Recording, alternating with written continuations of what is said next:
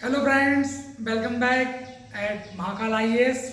और जैसा कि आप लोग जानते हैं कि लगातार पॉलिटी की जो मास्टर क्लासेस हैं वो यूट्यूब पर चल रही हैं और ऑलरेडी 4 क्लासेस जो हैं वो मैंने अपलोड कर दी हैं। तो सबसे पहले आप जाकर चारों क्लासेस को पूरा देख लेना एक दो बार। जो भी मैंने बताया है आपको प्रोसेस कि हर लेक्चर को आप एक दो बार देखेंगे, फिर उस लेक्चर के आप शॉर्ट नोट्स बनाएंगे और शॉर्ट नोट्स की समरी को बनाकर बार बार उसको रिवाइज करेंगे। और उसके बाद फिर आप क्या करेंगे, जो फ्री आंसर राइटिंग इनिशिएटिव भी मैं लाया हूँ पॉलिटी का साथ में, जिससे चीज़ें आपके दिमाग में एकदम फिट बैठ जाएं। और आंसर राइटिंग का जो फोबिया है, जो मिसकंसेप्शन है मार्केट में, इतना आंसर राइटिंग एक डर, मतलब डर जो बैठा है एस्पिरेंट के अंदर, सो उस डर को कम करने के लिए ही मैं फ्री आंसर राइटिंग इनिशिएटिव लेकर आया हूँ। और इस आंसर राइटिंग इनिशिएटिव में हम क्या करते हैं बताऊँ आपको कि रोज़ हम एक क्वेश्चन लेते हैं और उस क्वेश्चन का पूरा डिस्कस करते हैं आपसे। किस तरीके से उस क्वेश्चन का इंट्रोडक्शन लिखेंगे, किस तरीके से बॉडी वाला पार्ट लिखेंगे, किस तरीके से कंक्लूजन वाला पार्ट लिखेंगे, सब कुछ मैं आपको एक्सप्लेन करता हूँ। और पॉलिटी में हमारा जो मेजर फोकस है वो कमेटी की रिकमेंडेशन हो, चाहे केस लॉ की बात हो, उसको भी हम जो है पूरी तरीके से इम्पेसिस उस पर करते हैं। तो आइए फिर शुरू करते हैं आज का क्वेश्चन। होप कि आपने चारों वीडियो देख लिए होंगे, और नहीं देखे होंगे तो आप महाकाल आईएएस यूट्यूब चैनल पर जाकर देख लीजिएगा। ऑलरेडी मैं गारंटी से कह रहा हूँ कि अगर जो भी 35 से 40 लेक्चर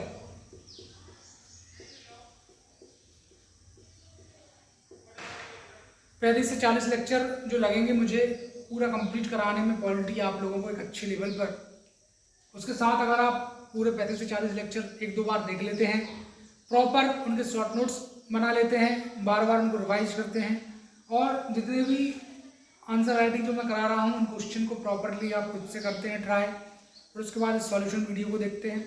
अगर लगातार आप ऐसा करते हैं तो 110 प्लस मार्क्स स्कोर करना GS2 में कोई बड़ी बात नहीं है, बहुत मामूली सी बात है। और सिर्फ पॉलिटी ही नहीं, पॉलिटी खत्म होने के बाद गवर्नेंस, सोशल जस्टिस और इंटरनेशनल रिलेशन में मैं फ्री ऑफ कॉस्ट यूट्यूब पर वीडियो डालूंगा। बट हम एक एक करके चल रहे हैं, हम एक साथ ऐसा नहीं करेंगे कि एक पॉलिटिकल लेक्चर डाल दिया, एक गवर्नेंस का डाल दिया, एक IR का डाल दिया, तो उससे कोई मतलब नहीं है। एक सब्जेक्ट को हम उठा रहे हैं, उसको पूरा कंप्लीट कर रहे हैं, उसके बाद हम जंप कर रहे हैं नेक्स्ट सब्जेक्ट पर। और एथिक्स की भी दिसंबर में एथिक्स की भी क्लासेस आगे कंटिन्यू करेंगे 21 से, ऐसे की क्लासेस हम कंटिन्यू करेंगे। So complete preparation free of cost है यूट्यूब पर। आपका बस ये ड्यूटी है कि आप लाइक, शेयर और सब्सक्राइब ज़्यादा से ज़्यादा सब्सक्राइब करें। अभी बहुत ही छोटी सी फैमिली है, सिर्फ 244 सब्सक्राइबर हमारे पास है, तो इसमें आप लोग मेरी मदद कर सकते हैं ज़्यादा से ज़्यादा शेयर करके फेसबुक पे, इंस्टाग्राम पर, among your UPSC aspirant friend. So इस तरीके से हमारा चैनल थोड़ा जल्दी से ग्रो हो, बढ़े आगे।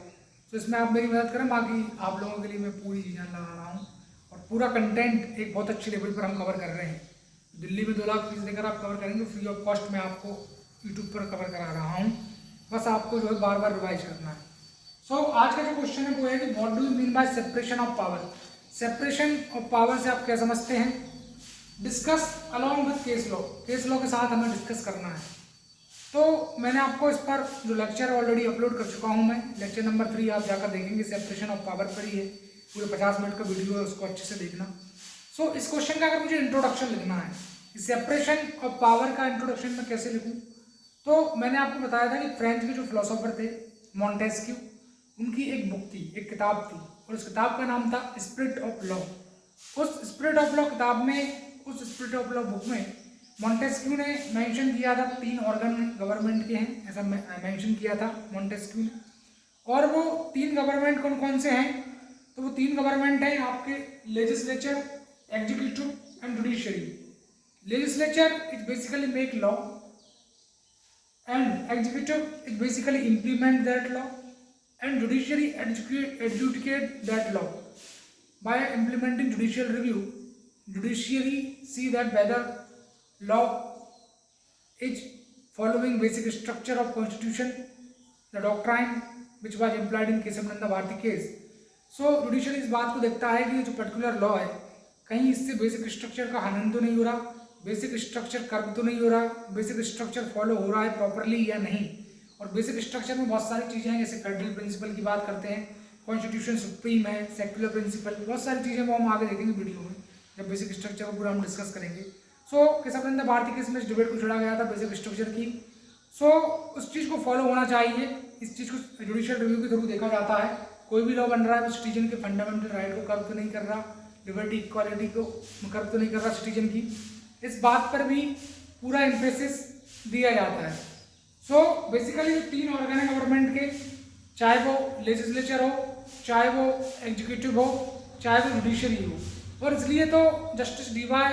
चंद्रचूड़ जो former chief justice of India भी रह चुके हैं, उन्होंने भी इस बात पर जिक्र करा है कि लेजिस्लेचर, एग्जीक्यूटिव एंड जुडिशरी तीनों ही मोस्ट इंपोर्टेंट ऑर्गन है गवर्नमेंट के, एक स्टेट के, और कभी भी इन तीनों को एक दूसरे के एनिमी, एक दूसरे के दुश्मन, एक दूसरे के शत्रु के रूप में नहीं देखा जाना चाहिए। जुडिशियल रिव्यू भी जो है वो कहीं ना कहीं एक रिस्पॉन्सिबिलिटी है, उसको as a barrier to government, कि गवर्नमेंट के काम में जुडिशरी बाधा डाल रही है, इस तरीके से नहीं देखना चाहिए। तो जस्टिस डी.वाई. चंद्रचूड़ जो कि farmer chief justice of India रह चुके हैं, उनके व्यू को भी आप कोट कर सकते हैं। इस तरीके से इंट्रोडक्शन बहुत अच्छा हो जाएगा हमारा। और लेजिस्लेचर, एग्जीक्यूटिव, जुडिशरी की क्या क्या फंक्शनिंग है, उन फंक्शनिंग को भी आप मेंशन कर सकते हैं। इसके बाद जब मैं बॉडी वाले पार्ट में फर्दर आऊँगा तो मैं इस चीज़ को भी मेंशन करूँगा कि लेजिस्लेचर का एग्जीक्यूटिव पर किस तरीके से कंट्रोल है।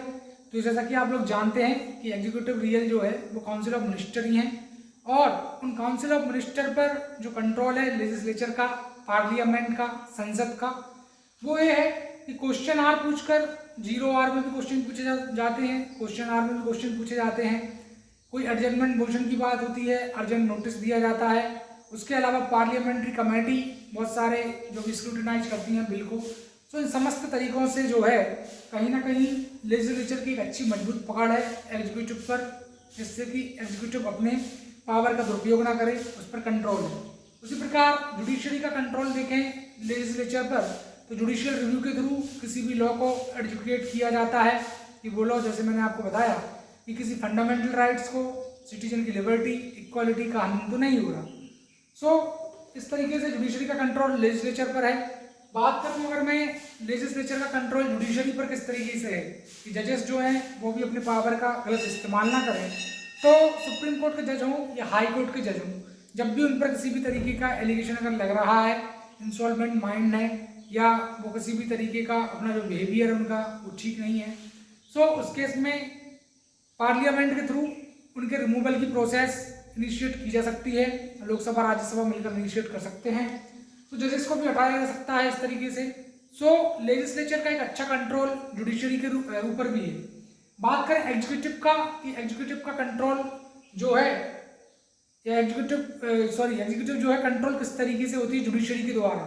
सो अगर जुडिशरी इस तरीके से कंट्रोल करती है एग्जीक्यूटिव में जैसे ब्यूरोक्रेट्स भी आते हैं, उन्होंने किसी भी पॉलिसी को गवर्नमेंट की इम्प्लीमेंट करा और कोर्ट ने अगर ऑर्डर निकाल दिया कि ये पर्टिकुलर चीज़ नहीं होगी, तो सिविल सर्वेंट को मानना होगा। अगर सिविल सर्वेंट नहीं मानते, सो कंटेम्प्ट ऑफ कोर्ट, जो एच.एन. सान्याल कमेटी ने जिस चीज़ के बारे में बताया था, तो कंटेम्प्ट ऑफ कोर्ट की अवहेलना में 6 महीने की सजा भी है, फाइन भी है, तो वो भी लगाया जा सकता है, कोर्ट के द्वारा जेल भी भेज जा सकती है सिविल सर्वेंट।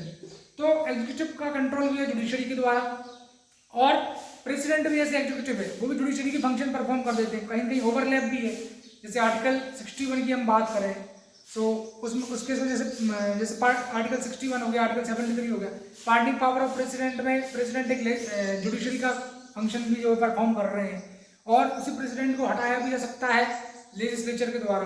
सो कहीं ना कहीं ओवरलैप भी देखा जाता है लेजिस्लेचर, एग्जीक्यूटिव और जुडिशरी के बीच में। अब इस बॉडी वाले पार्ट को मैंने आपको एक्सप्लेन करा। अब मैं आता हूँ केस लॉ, क्योंकि क्वेश्चन में इस चीज़ का मेंशन है कि कौन कौन से केस लॉ जो है सेपरेशन ऑफ पावर से रिलेटेड है। तो केस लॉ पहले भी मैंने आपको बता चुका हूँ लेक्चर नंबर 3 में कि राम जवाया कपूर केस इस बात पर एम्फेसिस करता है। Ram Jawaya Kapur case basically mention that in India the watertight separation of power is not possible, although power is differentiated between legislature, executive and judiciary, but we cannot totally say that watertight separation is possible in case of India. It will not be said because all the 3 organs are interdependent on each other and performing the function and sometimes overlap also seen as earlier I have explained to you। जैसा कि मैंने आप लोगों को पहले बताया है कि ओवरलैपिंग भी है कहीं ना कहीं लेजिस्लेचर, एग्जीक्यूटिव और जुडिशरी की फंक्शन के बारे में। सेकंड में बात करूं रतन चंद केस की, so in Ratan Chand case supreme court emphasized that whenever legislature fail to keep pace with changing need of society, जब कभी भी लेजिस्लेचर फेल हो जाता है अपने एस्पिरेशन को फुलफिल करने में, जो सोसाइटी की चेंजिंग नीड है उसके अकॉर्डिंग कहीं ना कहीं लेजिस्लेचर अपना रोल परफॉर्म नहीं कर पाता, तो उस जुडिशरी क्या करता है, उस गैप को फिलअप करता है। What is the job of judiciary? The job of judiciary is to fill that void, उस वॉइड को फिल करता है। तो इस तरीके से हमने पूरा अच्छे तरीके से किस तरीके से इंट्रोडक्शन लिखा जाएगा, किस तरीके से बॉडी लिखी जाएगी, वो सब कुछ मैंने आपको एक्सप्लेन कर दिया है। अब तीसरा पॉइंट आता है कंक्लूजन। इस क्वेश्चन का कंक्लूजन कैसे लिखें? तो आप इस तरीके से लिख सकते हैं कि separation of power helps in avoiding concentration of power. Concentration of power किसी भी एक बॉडी में ना हो, इसके लिए सेपरेशन ऑफ पावर हेल्प करता है। And concentration of power avoid होगा किसी एक बॉडी में, तो इससे सोसाइटी में पीस डेवलप होगी, एनआरकी का रिमूवल होगा, और इंटरनेशनल पीस की भी जो हम बात करते हैं आर्टिकल 51 में वो भी कहीं ना कहीं प्रिजर्व होगी। वसुधैव कुटुंबकम जिसके लिए इंडिया जाना जाता है वो होगा। और दूसरे तरीके से इस तरीके से भी आप कंक्लूड कर सकते हैं कि सेपरेशन ऑफ पावर कहीं ना कहीं हेल्प करेगा in discharging duty of legislature, executive, judiciary in a healthy manner, and it will avoid to encroach into one other domain. एक दूसरे के डोमेन में भी ना तो लेजिस्लेचर इंटरफेयर करेगा एग्जीक्यूटिव की, ना एग्जीक्यूटिव इंटरफेयर करेगा लेजिस्लेचर के साथ और ना जुडिशरी के साथ। सो कहीं ना कहीं जो इंक्रोचमेंट है इनटू ईच अदर डोमेन वो भी कहीं ना कहीं आपका खत्म हो जाएगा। तो ये दो तरीके मैंने आपको बताए, अलग अलग तरीके, जिससे आप अच्छे तरीके से जो है एक अच्छा तरीके का कंक्लूजन भी आप लिख सकते हैं। सो बेसिकली इस तरीके से हमने पूरा इसका आंसर अच्छे तरीके से देखा। कल फिर मैं आपको मिलूंगा एक नए आंसर राइटिंग में, और वो क्वेश्चन भी मैं आपको दे दे रहा हूँ अभी होमवर्क। अगर नोट करना है तो आप कर सकते हैं, मैं 1 मिनट हट भी जा रहा हूँ। स्क्रीनशॉट इसको लेना, आप स्क्रीनशॉट भी ले सकता है।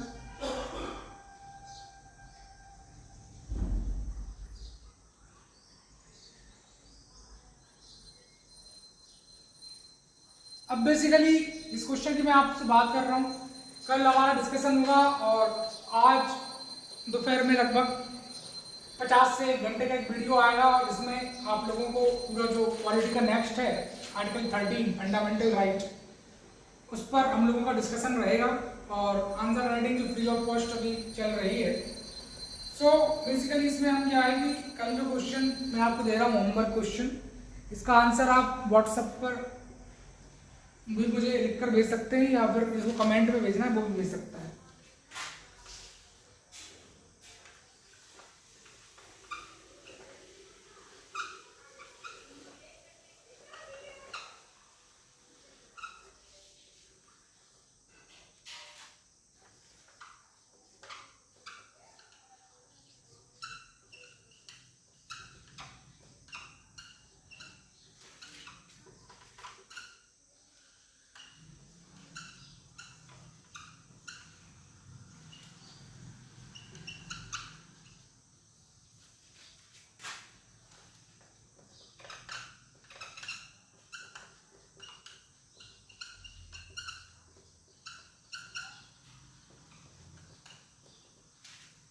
सो बेसिकली कल का जो क्वेश्चन है आप लोगों के लिए होमवर्क है, आपको लिख के भेजना है कि what does article 12 mean to you. Article 12 से आप क्या समझते हैं, और discuss along with case law. इस पर जो वीडियो है, वीडियो नंबर 4 जो है लेक्चर नंबर 4, वो ऑलरेडी मैं अपलोड कर चुका हूँ।